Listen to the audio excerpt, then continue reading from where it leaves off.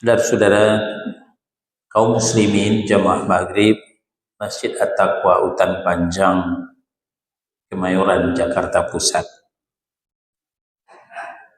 Kita lanjutkan kembali pembahasan Minhaj Firqatun Najiyah karya Fadilatul Syekh Muhammad bin Jamil Zainu. Malam ini memasuki bagian yang ke-40. Kalau kemarin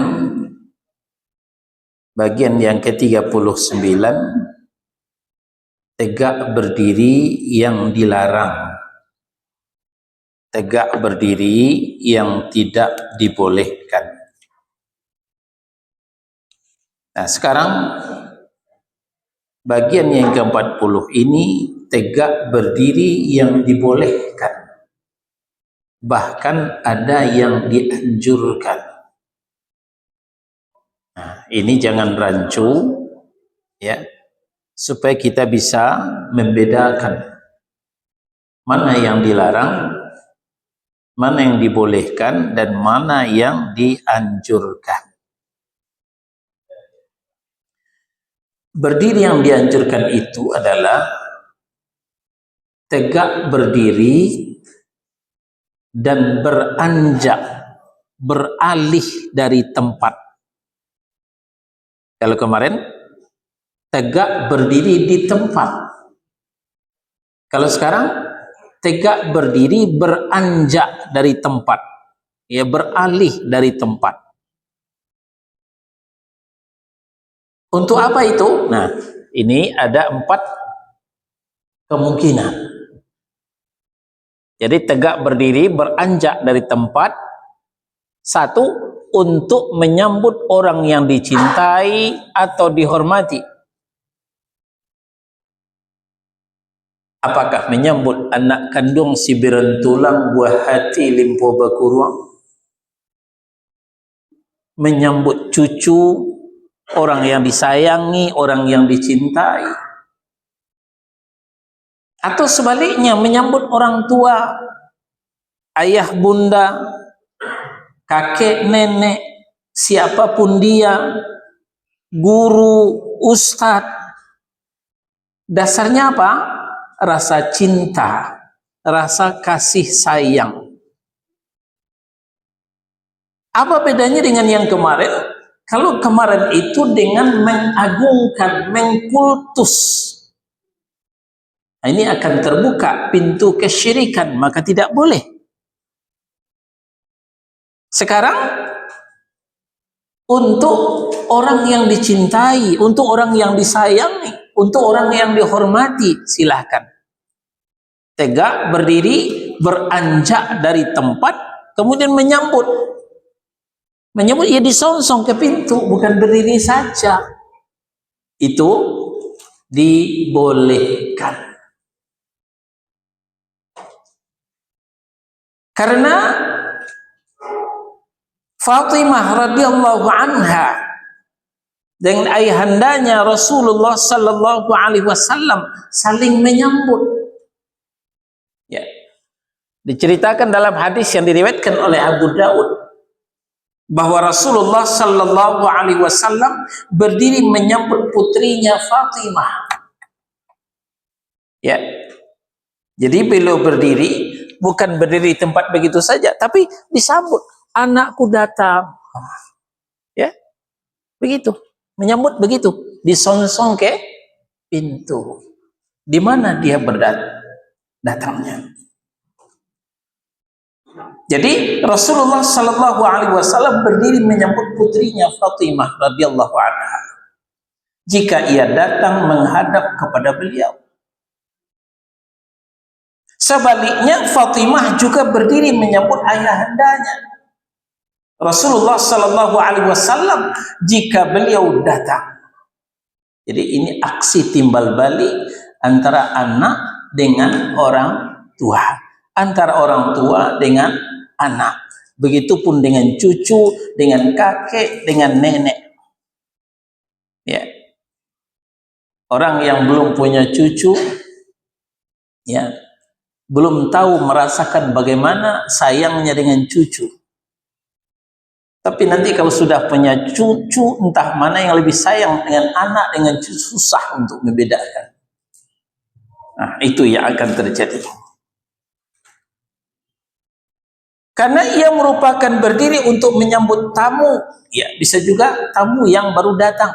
Disambut, disonsong, bukan hanya berdiri di tempat. Sedangkan menyambut tamu itu merupakan anjuran. Dalam hadis Abu Hurairah radhiyallahu anhu diriwayatkan oleh Al-Bukhari dan Muslim, "Man kana yu'minu billahi wal yaumil akhir falyukrim dhaifah." Barang siapa yang beriman kepada Allah dan hari akhirat, maka muliakanlah tamu. Salah satu cara menyambut tamu menyongsong ke pintu. Ya, berdiri menyongsong, berjalan menyongsong ke pintu. Bukan hanya berdiri di tempat. Bisa membedakan ya antara berdiri mengagungkan dengan berdiri menyongsong. Yang kedua, untuk memberikan pertolongan yang baru datang, mungkin bawa beban yang berat, maka kita sonsong, kita angkatkan barangnya, kita turunkan barangnya. Kalau dulu dari onta, kalau sekarang mungkin dari truk, dari mobil, dari motor, dari apa saja. Orientasinya membantu. Atau yang baru datang tuh tidak bisa berjalan dari rumah sakit. Nah, ini tentu sudah semestinya kita harus membantu.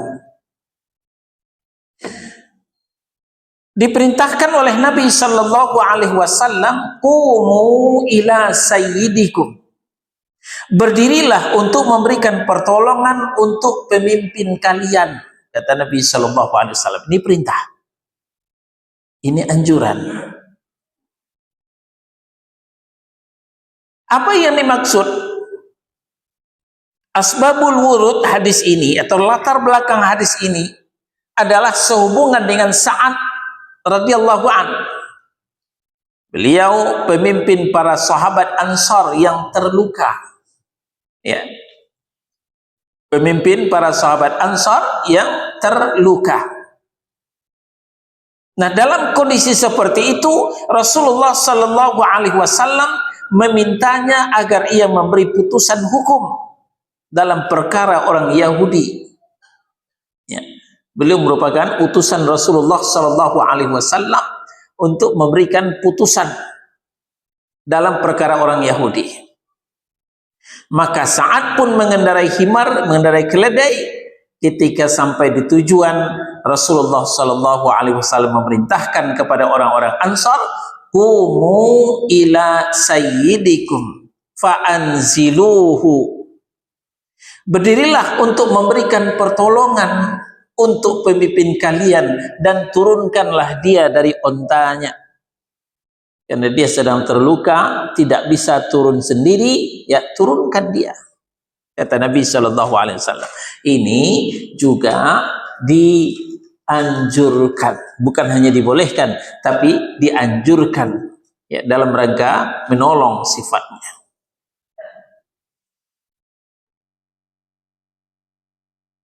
Berdiri dalam situasi seperti ini adalah dianjurkan. Kenapa? Karena untuk menolong Sa'ad. Siapa Sa'ad? Sa'ad adalah pemimpin sahabat Ansar yang terluka. Untuk turun dari punggung keledai sehingga tidak terjatuh. Sebab kalau dibiarkan dia turun sendiri bisa terjatuh. Ya, dia sedang sakit. Adapun Rasulullah Sallallahu Alaihi Wasallam beliau tidak berdiri, demikian pula dengan sebagian sahabat yang lain.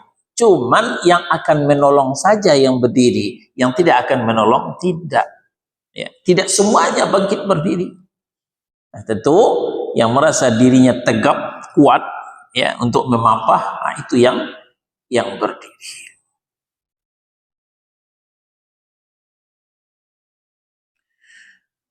Yang ketiga, memberikan berita gembira dan mengucapkan selamat. Ini juga boleh. Ya. Ini juga boleh tegak berdiri dan beranjak dari tempatnya menuju orang yang dimaksud. Ya. Ada orang baru lahir cucunya, aduh Pak, selamat ya. Dikejar orangnya untuk mengucapkan selamat, ya, untuk memberikan berita gembira. Nah, bermacam ya, berita gembira yang kita temui.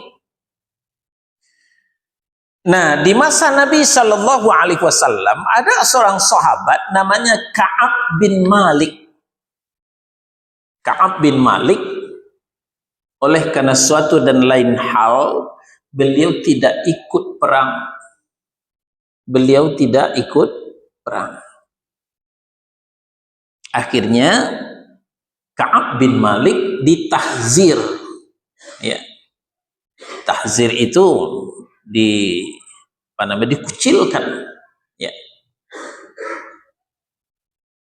Sehingga Rasulullah tidak menemuinya, tidak mendekat kepadanya, ya, karena dianggap orang yang berdosa, tidak ikut perang.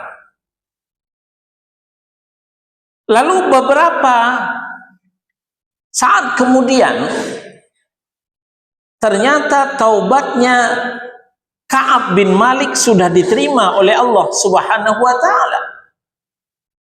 Maka tahzirnya pun dihentikan. Nah, waktu itu Ka'ab bin Malik dirundung duka. Dia menyesal sekali kenapa tidak bisa ikut perang. Dia merasa mendapatkan dosa yang besar dari Allah Subhanahu wa taala. Rasulullah pun marah kepadanya. Nah, ketika Rasulullah sudah memberikan berita gembira bahwa taubatnya Ka'ab bin Malik sudah diterima, kayaknya Ka'ab belum tahu. Diberitahukan kepada sahabat-sahabat yang lain. Nah, maka ketika Ka'ab bin Malik masuk masjid, para sahabat lainnya sedang duduk. Karena melihat Ka'ab yang baru masuk masjid, Talhah beranjak berdiri dan berlarian kecil, malah sampai berlari kecil. Untuk apa?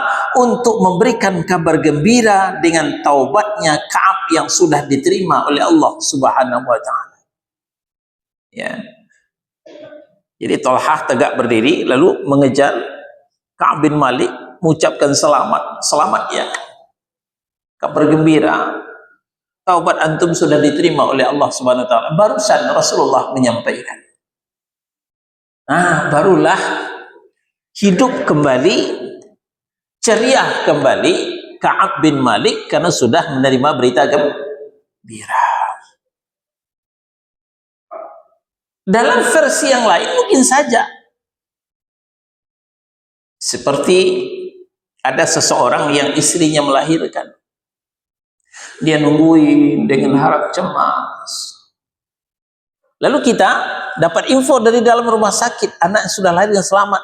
Lalu kita berdiri mengejarnya, selamat mas, anaknya sudah lahir, alhamdulillah, cakep banget. Itu disuruh memberikan berita gembira. Nah, jadi intinya memberikan berita gembira, mengucapkan selamat, itu salah satu yang disukai, tidak diwajibkan, ya, yang dianjurkan.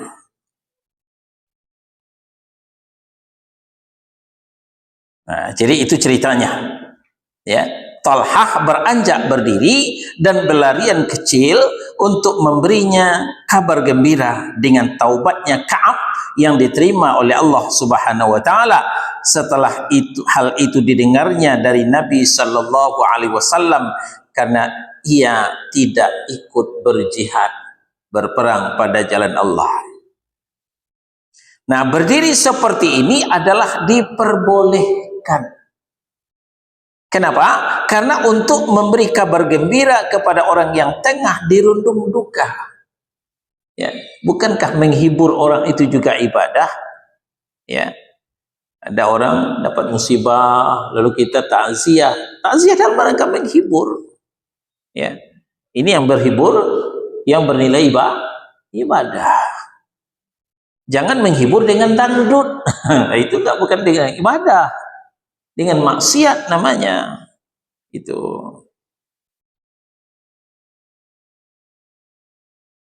Yang keempat, ya.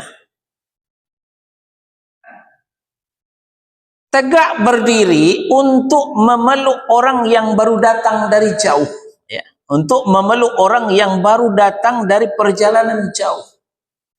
Silahkan, siapa dia? Ya. Apakah sahabat karib, ya, saudara kandung, orang tua, mertua, sepanjang, ya, satu jenis. Laki-laki sama laki-laki, perempuan sama perempuan, silahkan. Kalau berlainan jenis bagaimana, Ustaz? Kalau berjalan jenis ada syaratnya, yang mahram, ya, saudara kandung, mertua, boleh. Sahabat Ansar bertanya, afara'aitul hamwa ya Rasulullah? Bagaimana dengan saudara ipar ya Rasul? Jawab Nabi, alhamwul maut. Awas, hati-hati. Saudara ipar itu adalah maut. Jangan main-main dengan saudara ipar. Ya. Saudara ipar itu adalah maut. Maut mencabut nyawa di dalam badan. Saudara ipar mencabut iman di dalam dada. Perkara pagar makan tanaman bukan lagi berita yang baru. Ini sudah cerita yang berulang-ulang, ya. Karena tidak bisa menjaga jarak dengan saudara ipar. Saudara ipar kan saudara kita juga. Itu menurut kita. Menurut syariat tidak. Saudara ipar itu orang asing. Saudara ipar itu orang lain. Maka seorang istri, ketika suaminya sedang tidak berada di rumah, dia tidak boleh menerima tamu orang asing yang bukan mahramnya, termasuk saudara ipar. Tidak boleh disuruh masuk. Ya. Nah, kembali, kalau yang mahramnya, ya, silahkan. Ya. Tegak berdiri, menyambutnya, lalu berpelukan. Ya. Sambil mendoakan, barakallah, hayyakallah, ya, macam-macam doa yang disampaikan. Nah, itu juga dibolehkan. Malah ini sudah menjadi adat istiadat orang Arab seperti itu. Ya, berpelukan seperti itu. Nah, di bawah ini diperjelas lagi perbedaan antara qama, ya, ilaihi dengan qama lahu.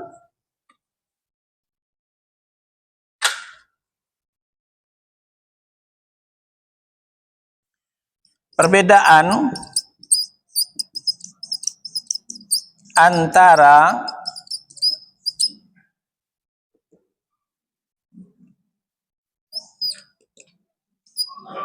qama lahu dengan qama ilaih. Ya. Qama lahu. Qama ilaihi.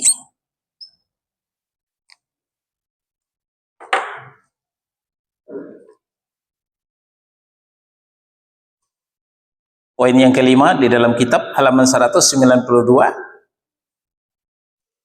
Jika kita perhatikan, maka hadis di atas memakai lafaz ila sayyidikum, ila Talha, ila Fatimah, ya.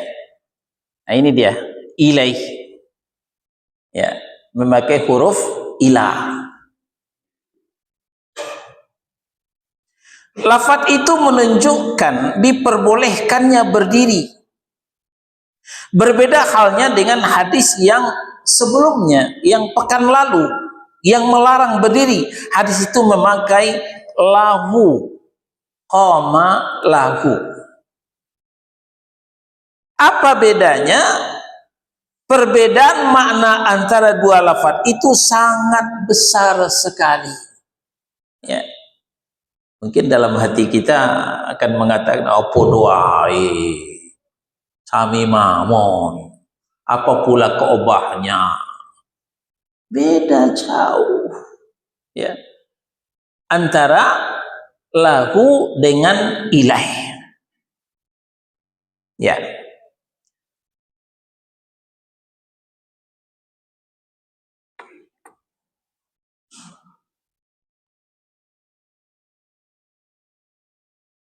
Perbedaan makna antara dua lafaz ini sangat besar sekali.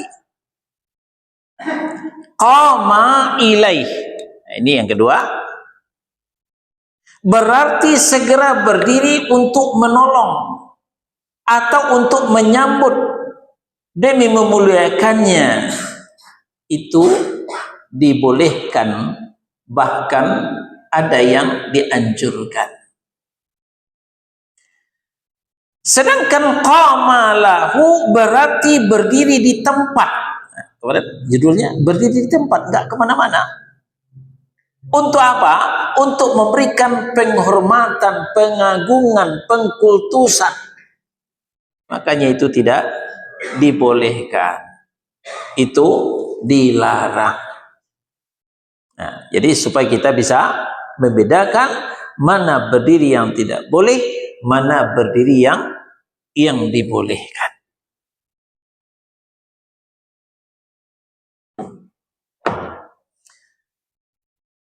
Selesai soal berdiri ya, tentang berdiri, tegak berdiri ya.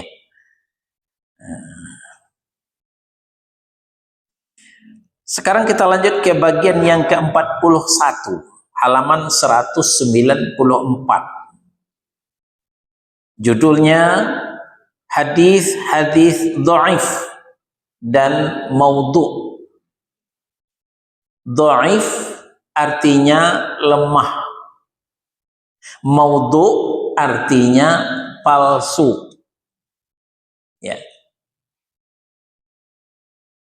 Hadis-hadis yang dinisbatkan kepada Rasulullah sallallahu alaihi wasallam adalah yang sahih, minimal hasan. Ya.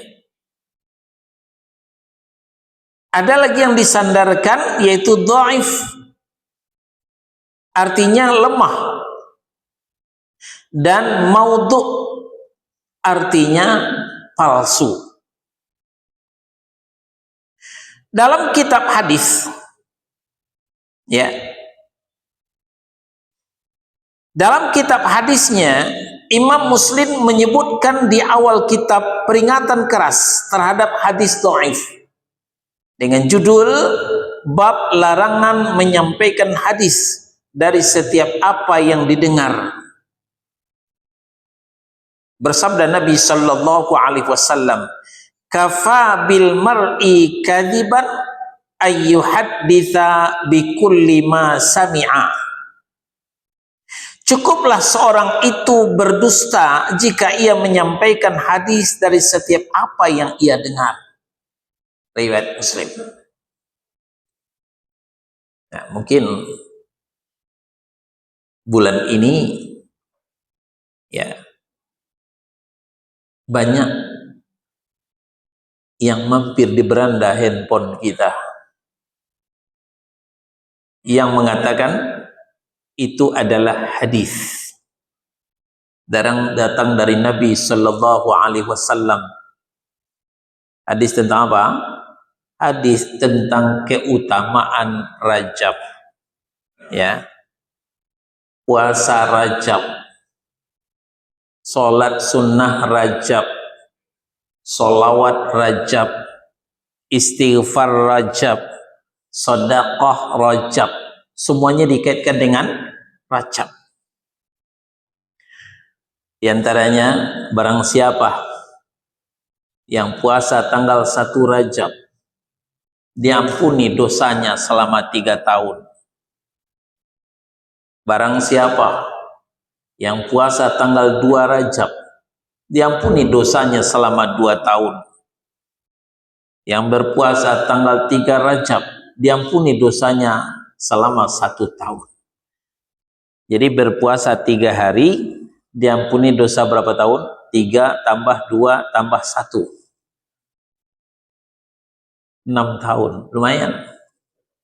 Jadi puasa Rajab mengalahkan Lailatul Qadar.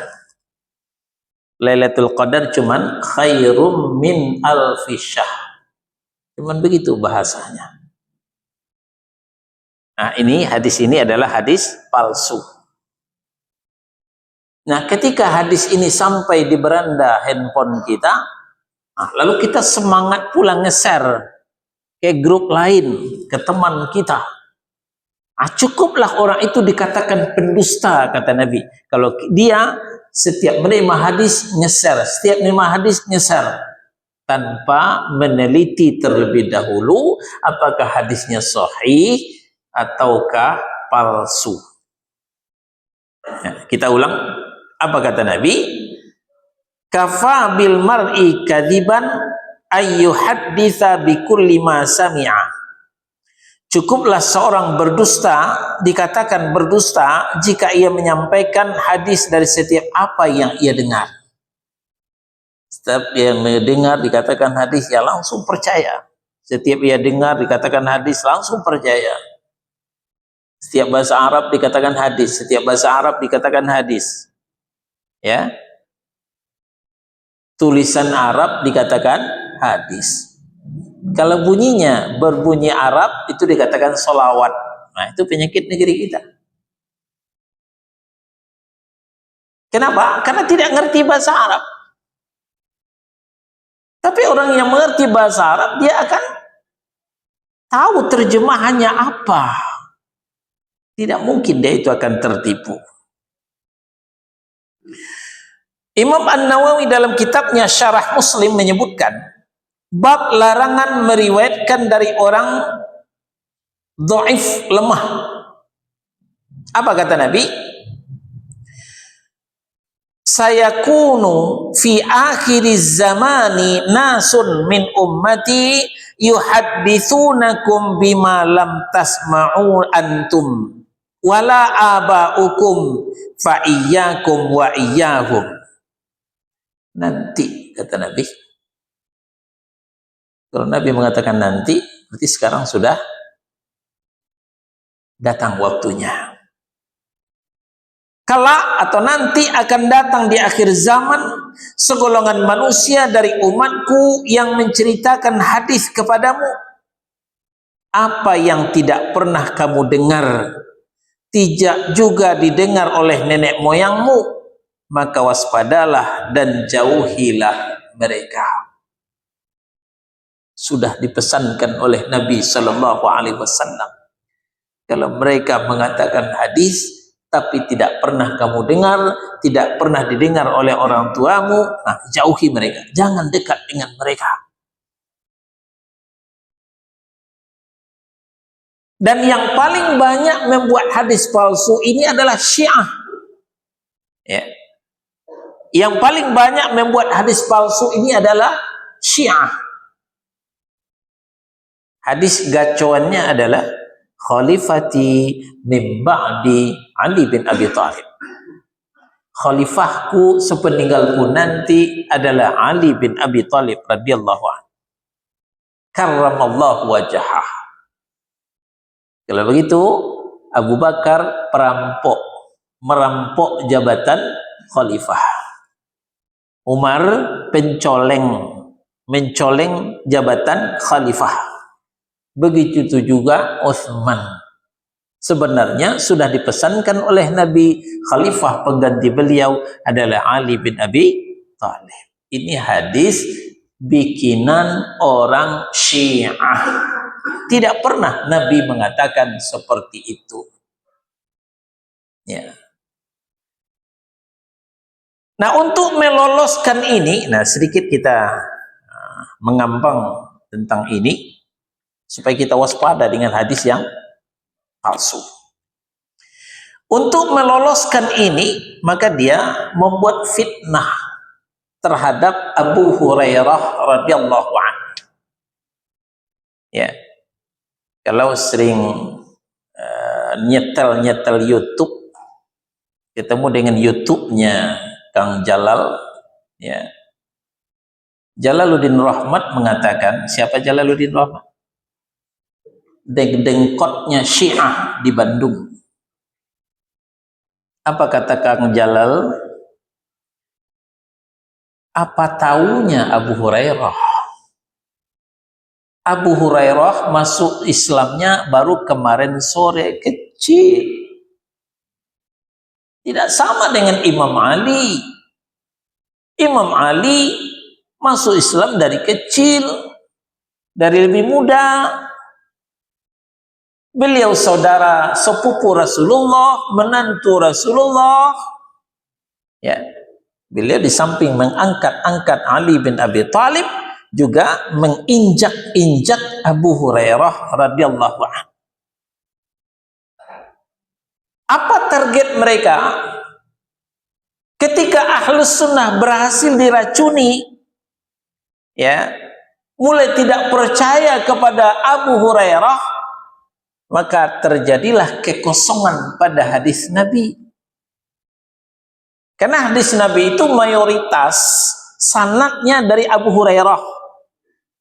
Bukalah Sahih Bukhari, bukalah Sahih Muslim, Sunan Abu Daud, Musnad Imam Ahmad, an Abi Hurairata, an Abi Hurairata. Banyak dari Abi Hurairah. Ada sih dari Ali, tapi tidak banyak.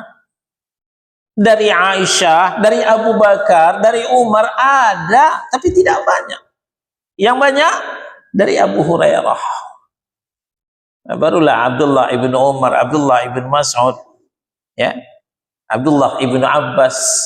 Tapi ranking pertama Abu Hurairah.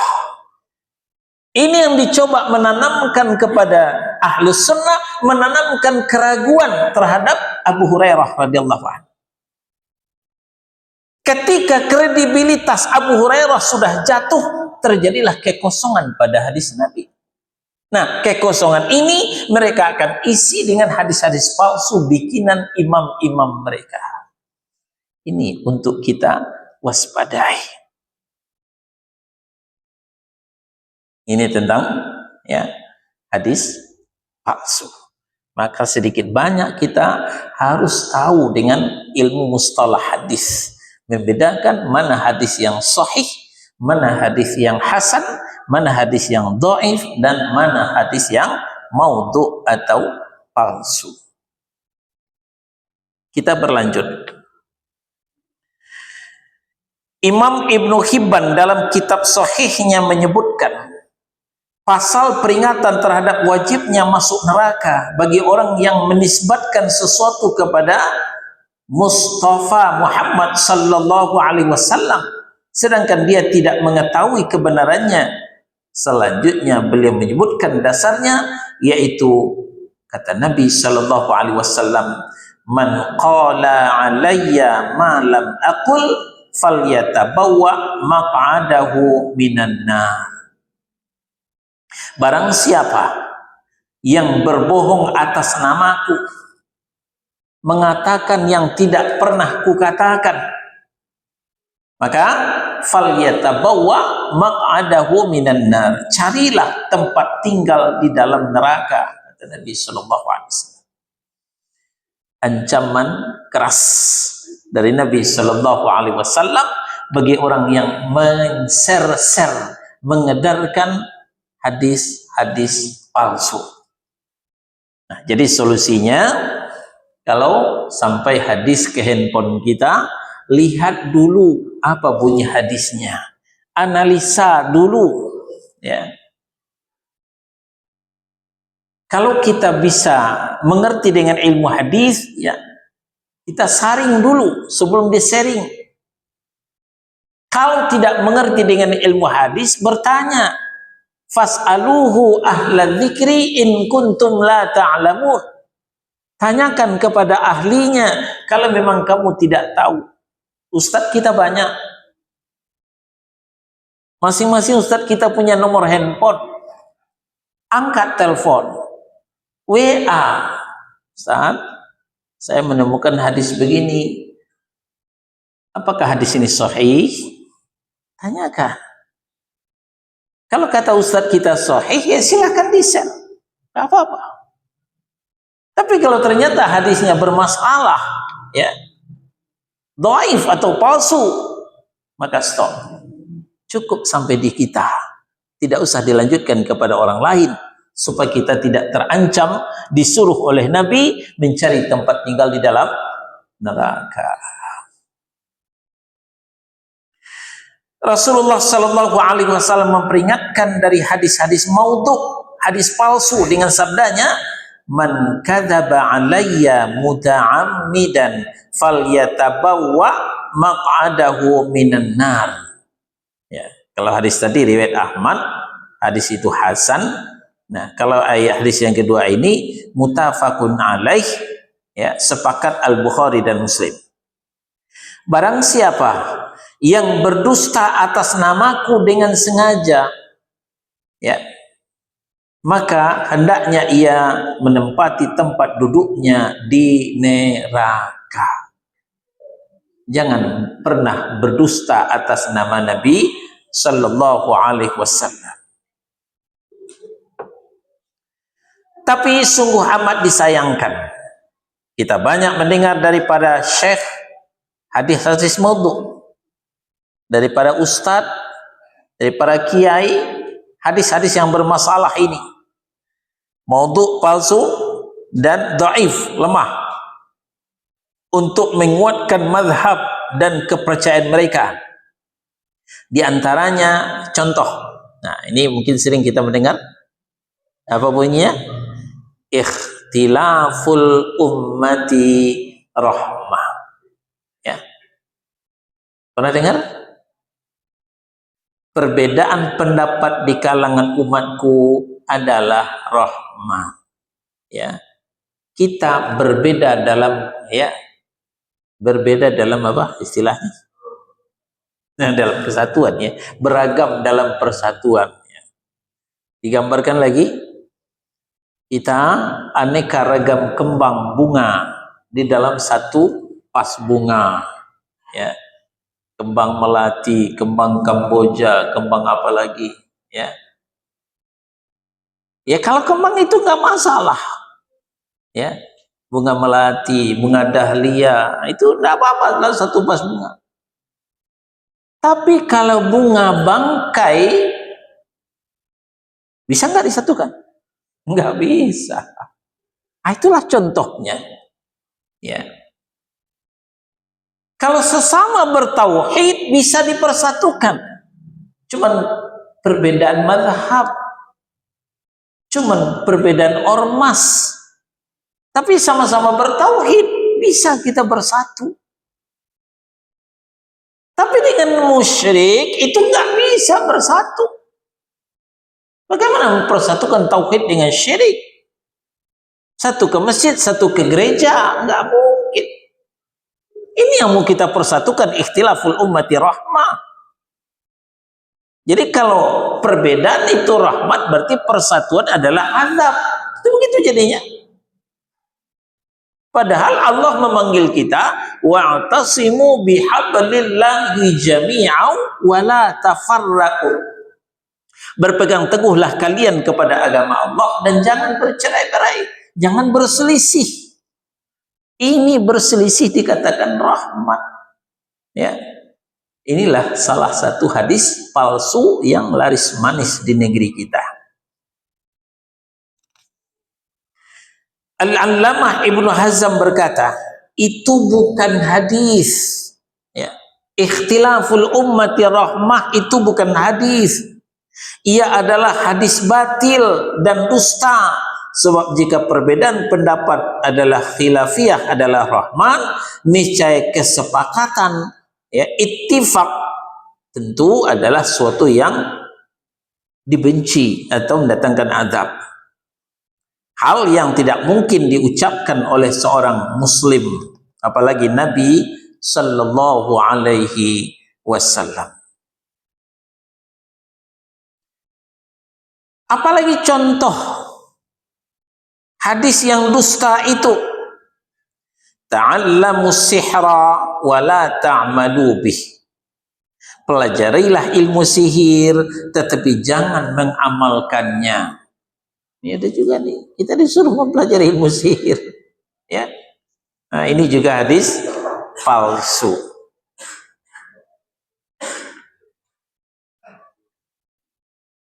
Selanjutnya halaman 196, lawi i'taqada ahadukum fi hajarin la nafa'ahu. Seandainya salah seorang di antara kamu mempercayai meski terhadap sebongkah batu, niscaya akan bermanfaat baginya. Nah, ini ketahuan saja tukang batu cincin ini. Ya. Dulu kan sempat berapa tahun yang lalu batu cincin itu lebih mahal dari emas, sampai 2 miliar sebuah batu cincin. Nah, ini hadis gacuannya. Ya, apa katanya? Lawi i'taqada ahadukum fil hajarin la nafa'ahu. Seandainya salah seorang di antara kalian mempercayai meskipun terhadap sebongkah batu, niscaya akan bermanfaat baginya. Jadi masing-masing ciptaan Allah itu punya kelebihan, ya, punya keberkahan. Nah, dibawa-bawa lagi batu Hajar Aswad, ya, disandarkan ke situ. Siapa yang mengatakan percaya kepada batu syirik? Berarti orang mencium Hajar Aswad syirik dong. Nah, ke situ dibawakan. Ya. Nah, ini hadis-hadis yang bermasalah. Dan masih panjang lagi deretan hadis-hadis maudhu, hadis palsu lainnya. Adapun hadis yang kini banyak beredar, jannibu masajidakum sibyanakum wa majaninakum. Jauhkanlah masjid kalian dari anak-anak kecil dan orang gila. Ini ada juga nih. Karena tidak mau berisik, maka anak-anaknya diusir pulang. Jauhkan anak-anak dari masjid. Ya. Ini juga bermasalah. Anak-anak tidak boleh diusir dari masjid. Tapi anak-anak itu ditarbiyah, ya, dididik supaya mengenal adab di masjid, tidak berisik di masjid. Begitu, bukan diusir dari masjid. Baik, kita istirahat sejenak. Silahkan muazin.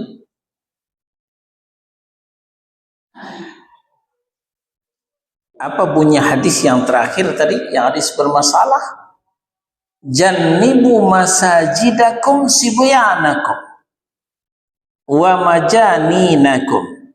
Jauhkanlah masjid-masjid kalian dari anak-anak kecil dan orang gila. Ini adalah hadis yang dhaif, hadis yang lemah. Berkata Ibnu Jauzi, hadis itu tidak sahih. Sedangkan Abdul Haq mengomentari sebagian hadis yang tidak ada sumbernya atau la aslalah, tidak ada asalnya hadis ini.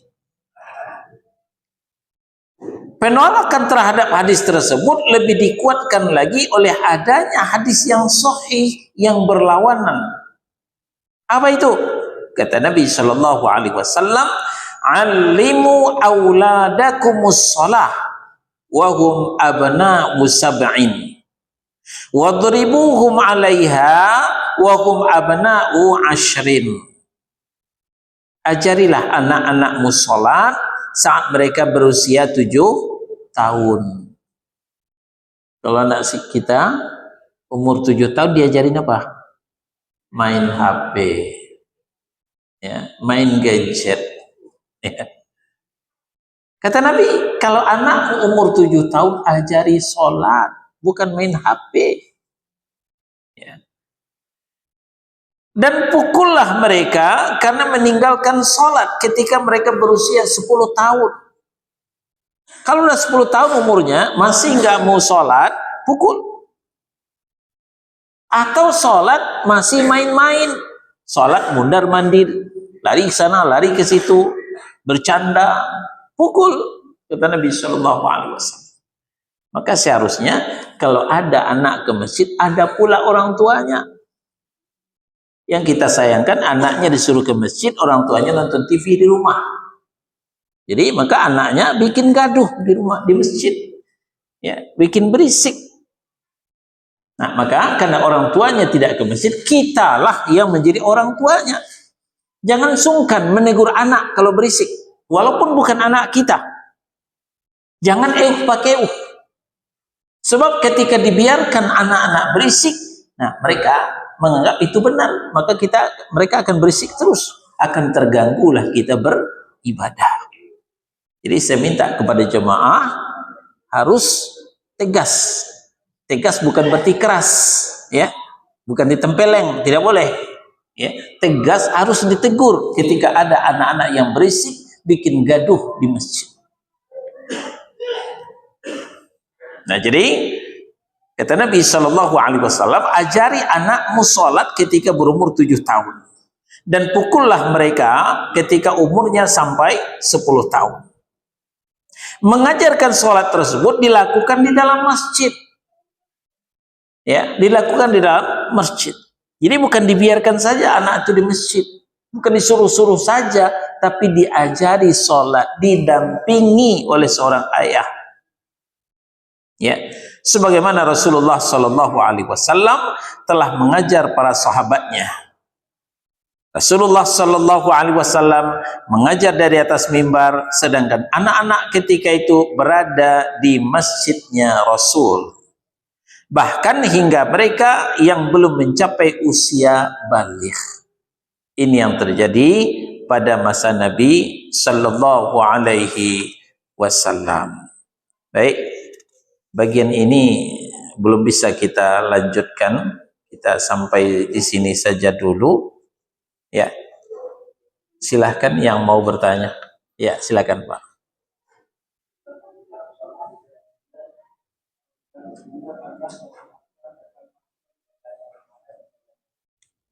Di halaman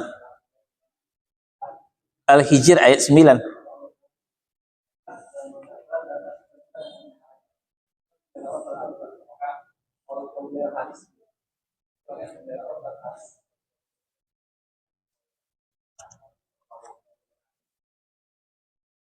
Maksudnya di dalam Al-Quran ya? Al-Hijr, sebentar.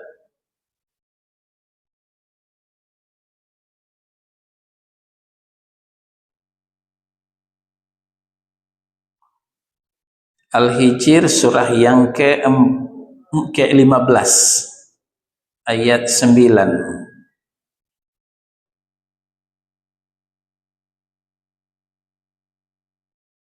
Inna nahnu nazzalna dzikra wa inna lahu lahafizun. Sesungguhnya kamilah yang menurunkan Al-Quran dan pasti kami pula yang memeliharanya.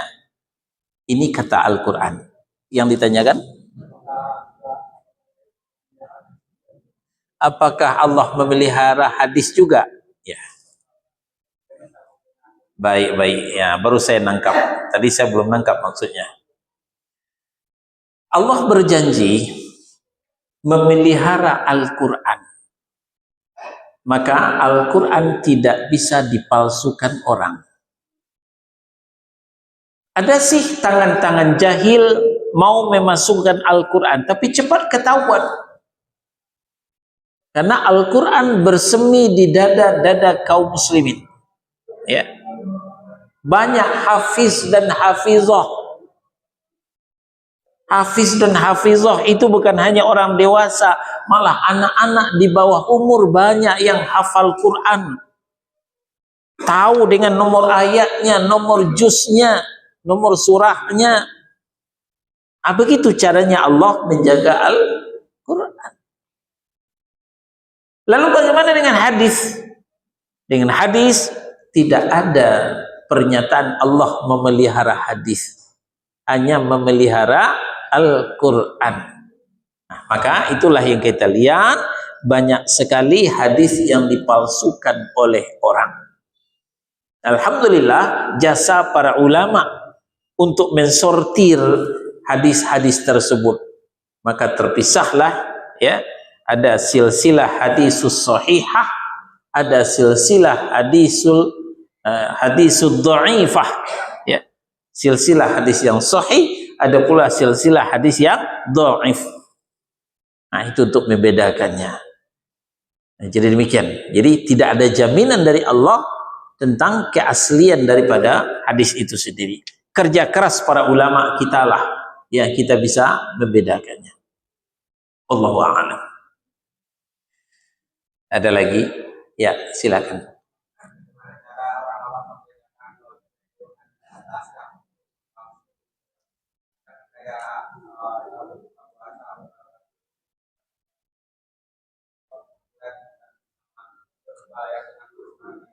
Ya, kalau kita merasa orang awam, ya harus dekat dengan ulama. Tadi ayat sudah saya bacakan, fas'alu ahla dzikri in kuntum la ta'lam. Tanyakan kepada ahlinya kalau kamu tidak mengetahui. Ya, kita mendapat sepotong hadis, kita jangan langsung percaya, walaupun hadis itu sangat populer. Ya, kalau memang kita tidak mengerti, tanya yang lebih tahu. Kita banyak ustaz kok. Ya, insya Allah ustaz tidak akan bosan menjawab. Ya, apalagi sekarang sudah dipermudah, ada komputer, ya, ada Google, di situ juga bisa dicari. Ya, diterangkan hadis ini sahih, hadis ini lemah, hadis ini palsu, diterangkan oleh Google. Ya, minimal kalau kita tidak bisa menghubungi ustaz. Nah, begitu caranya. Wallahu a'lam. Baik, tidak ada lagi pertanyaan. Silakan pada Tuhan.